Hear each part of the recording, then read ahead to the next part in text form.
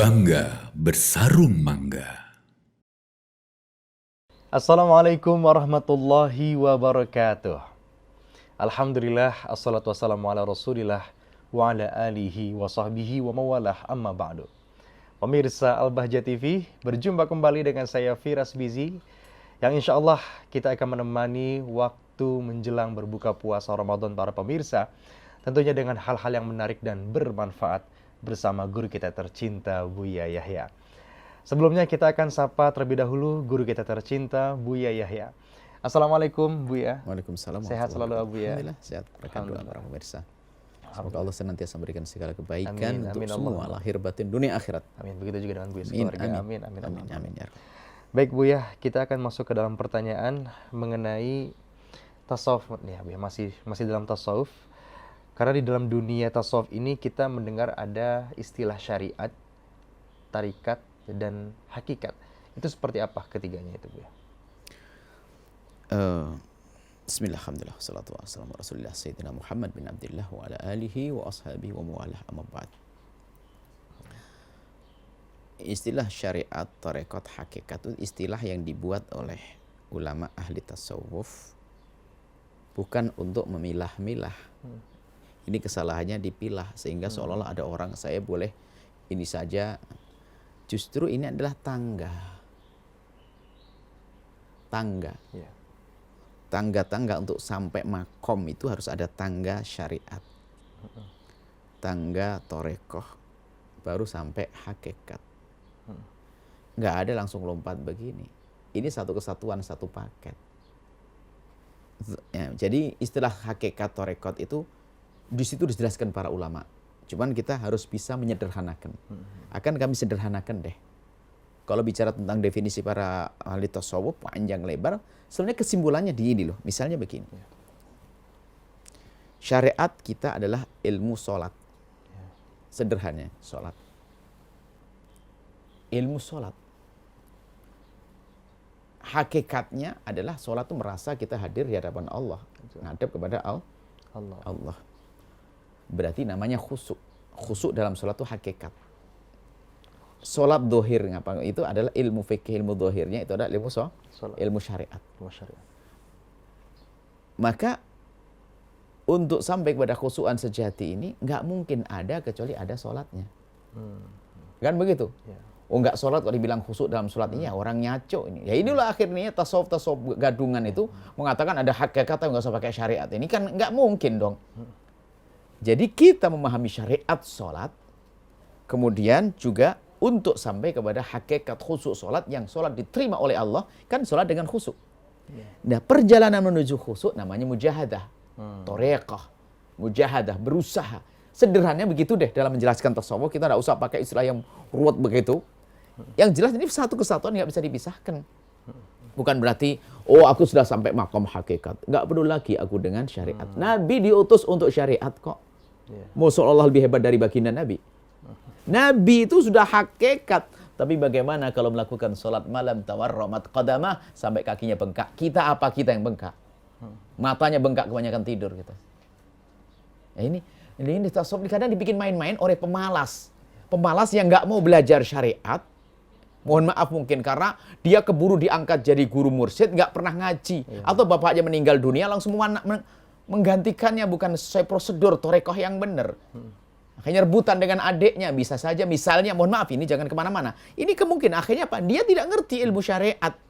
Sehingga karena dia tidak paham ilmu syariat ini, ilmu fikih, ilmu ini, dia ingin langsung lompat. Karena dia nggak ngerti. Langsung saya sampai kepada hakikat. Ya nggak mungkin dong begitu. Sehingga ini yang sering ngomong, orang kalau masih membahas syariat saja kapan nyampe, itu bicara kulit. Saya sudah bicara isi. Isi nggak pakai kulit nggak sah. Harus kulit dulu baru ke isi. Kulit itu nggak ada kulitnya nggak sah. Mengingkari kulitnya kafir, mengingkari sholat tidak wajib. Kafir kok. Nah ini makanya ini ada sebagian, mohon maaf ini pelaku-pelaku tasawuf yang malas itu. Sehingga maunya kita bicara hakikat. Jadi boleh ya kita sederhanakan tadi bahwasanya yang namanya bersyariat ini harus istilah kita syariatnya itu, zahirnya kita beramal, melakukan sholat dan sebagainya. Ini amal ibadah. Tujuannya adalah kita ikhlas, ya kan? Ikhlas itu hakikat. Nah, sehingga apa? Sehingga ya kalau sudah sampai hakikat, amal zahir ini tidak tampak, bukan tidak ada. Jadi orang menyumbang 1 miliar ikhlas, nggak sadar 1 miliar itu, ya kan? Nah, kalau dimaknai melompat itu begini, ya maksudnya bukan tidak ada 1 miliarnya, tidak dianggap seperti nggak mikirin. Nah itu ikhlas. Nah, sekarang nggak ada 1 miliarnya bicara ikhlas. Ini kan khayalannya ahli tasawuf yang ngomong hakikat, tapi nggak sedekah. Mana ada ikhlas nggak sedekah? Dan ini banyak perusak-perusak tasawuf tuh yang sok hakikat. Sehingga lihat aja, bahasanya selalu mengingkari orang syariat. Loh, mana mungkin?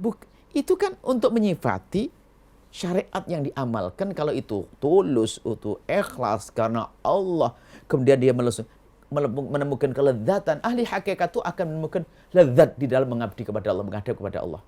Menghadap kepada Allah gimana sih caranya? Sholat kan? Sholat enggak, gimana dia akan lezatus sholat, dia enggak sholat. Lezatnya sholatnya ini sebetulnya sederhana seperti itu. Makanya wahai hamba Allah, jangan Anda mudah tergiur dengan istilah tasawuf tapi enggak sesuai dengan prosedur ini.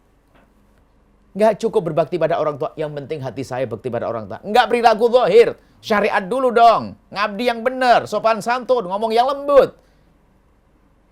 Abdikan dirimu kepada orang tua, baru ngomong aku bakti dengan hati. Ngomongnya pakai hati, hakikat. Loh ini loh penjahat tasawuf yang membahayakan. Ini ada begini. Nah, sudah begitu, lihat grupnya ini di catatan. Orang-orang begini dari dulu dia, bukan saat ini. Kita nukil dari beliau mengatakan sudah sampai makom. Selalu orang yang berbeda dengan dia adalah belum sampai wilayah saya. Belum sampai makom saya. Ajib. Ini selalu mengungguli Nabi. Jadi Nabi menjelaskan syariat itu dianggap nggak sah. Aneh banget ini. Lah ini loh yang menjadikan orang anti tasawuf. Maka saya tidak ragu mengatakan saya mutasawuf. Saya ingin jadi ahli tasawuf.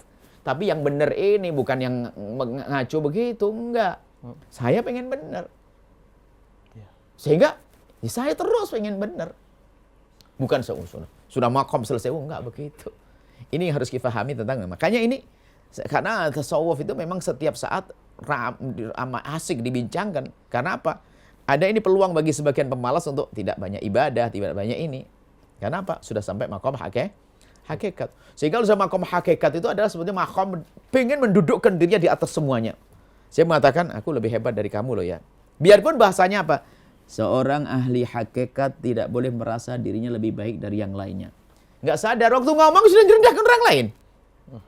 Nggak ada kelompok seperti kelompok kita itu. Katanya tidak boleh lebih ajib ini. Kita melihat tuh kadang-kadang dalam 5 menit saja omongannya sudah nggak karu-karuan. Katanya tidak boleh merasa lebih hebat dari orang lain, tidak boleh merendahkan orang lain, tidak boleh. Baru berapa menit sudah masuk kepada merendahkan orang lain. Lah ini tasawuf model apa? Yaitu sok bicara hakikat. Mohon, wahai hamba Allah, Anda ini, Anda selamat. Anda sufi selamat. Anda insya Allah ahli hakikat yang selamat tanpa meninggalkan syariat dan torekot. Nah, kemudian ada di Indonesia kan istilah torekot. Qadiriyah. Itu sebetulnya torekot itu torek jalan. Sebetulnya itu adalah torekoh ini adalah bagi orang syariat masuk torekoh agar diajari agar sampai hakikat. Ya kalau guru torekoh, ahli torekoh nggak punya syariat, apa yang mau dibawa kepada hakikat? Ya begitu. Sehingga torekoh itu benar namanya. Tapi torekoh jangan torekoh ngaco. Torekoh namanya mu'tabaroh. Kenapa dianggap ada torekoh mu'tabaroh? Karena torekoh itu bersandarkan dengan tadi kekuatan fikih dan kekuatan akidah. Bersandarkan kitab dan sunnah. Bukan torekoh ngaco. Saya teringat Dr. Muhammad Said Ramadan Al-Buti bercerita bahasanya di Syam, saya tidak di Indonesia. Mungkin beda Indonesia dengan Syam. Di Syam kata beliau, ada orang ngaku sebagai guru torekoh. Menjadi murid saja nggak pantas. Guru torekoh jadi muridnya nggak pantas. Ya Allah, kita mikir. Di Indonesia, wallah alam. Jadi murid aja nggak pantas mengaku guru torekoh. Dan kami sangat senang dengan manhajnya Dr. Buti dalam memahami istilah tasawuf. Lalu apa benar Abu ya? Yang terpenting itu hakikat saja? Ya, yang penting hakikat memang. Cuman bukan berarti tidak pakai syariat. Ya harus dong. Kita tuh kalau sholat nggak cukup menjalankan sholat, harus sampai khusyuk kan gitu dong. Kalau beramal baik jangan hanya sekedar bermanfaat untuk orang banyak, ikhlas dong. Ya betul, cuma yang jadi masalah itu adalah dia merasa yang diperlukan hakikat saja, syariat enggak. Ya nggak mungkin ada hakikatnya kecuali melalui syariatnya. Nggak ada orang tidak sholat lu dikatakan waliullah tuh nggak ada. Nggak ada orang melakukan, nggak ada itu. Harus sholatnya rajin dulu baru kasih oleh Allah. Seperti itu. Jadi memang ada penyalahgunaan sebagian orang. Memang tasawuf itu adalah betul-betul kendaraan mewah. Sehingga yang numpang tuh macam-macam. Karena kalau sudah masuk situ langsung kayak sudah sampai kepada Allah. Sehingga apalagi makom-makom torek, makom syekh, makom ini, Masya Allah. Dan kita punya guru-guru, subhanallah, guru-guru tasawuf, tidak pernah aneh-aneh. Tapi kalau ngomong, tajam. Tapi nggak pernah hal aneh-aneh. Justru menekankan syariah. Bahkan syariah minad-din. Syariah adalah agama, jangan tidak bersyariat. Baik, Bu ya, Masya Allah. Ada juga istilah lain, Bu ya, ada makrifat. Nah itu sesungguhnya ilmu hakikat dan makrifat itu. Iya, makrifat itu sebenarnya ilmu mengenal Allah. Kalau sudah orang sampai makom hakikat, ya pasti ahli makrifat. Makrifat itu kenal Allah. Ya kenal Allah yaitu tadi, tentunya dengan ilmu akidah yang benar. Cuman akidah kan ada dua, akidah zahir, akidah batin. Akidah zahir itu yang kita hafal di buku akidah zahir. Batinnya dirasakan, lah itu loh makrifat sesungguhnya. Sehingga namanya arif billah, orang yang kenal Allah, yaitu makom. Dia beriman kepada Allah, tapi dirasakan. Namanya arif billah. Arif billah itu wali, makrifat kepada Allah. Bukan ilmu makrifat yang sering kita dengar aneh-aneh makrifat, nggak sholat, bukan makrifat itu. Ini makrifat ilmu kenal Allah. Sehingga dalam pembahasan akidah, awal wajibin alal insan ma'rifatul ilahi. Pertama kali kewajiban bagi kita adalah kenal Allah. Lah kenal Allah itu kenal zahir sama kenal batin. Kenal zahirnya yaitu kita belajar ilmu akidah. Tapi nggak sampai di situ dirasakan waktu menyebut Allahur Rahman. Aku harus berkasih sayang dengan sesamaku.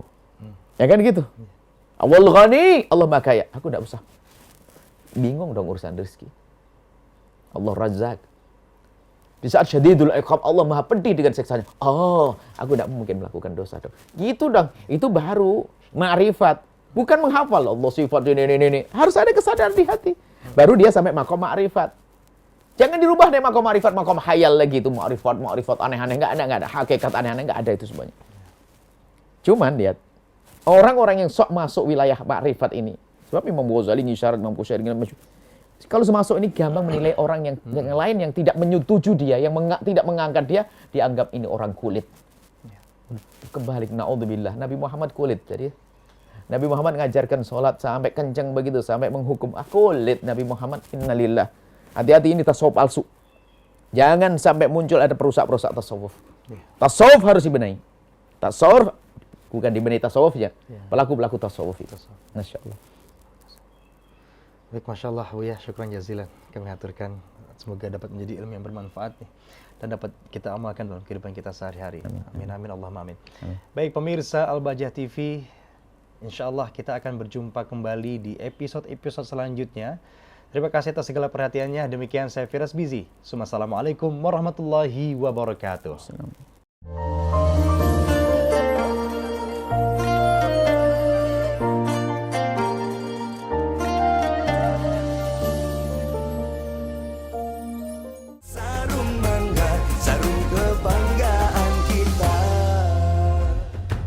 Bangga bersarung mangga.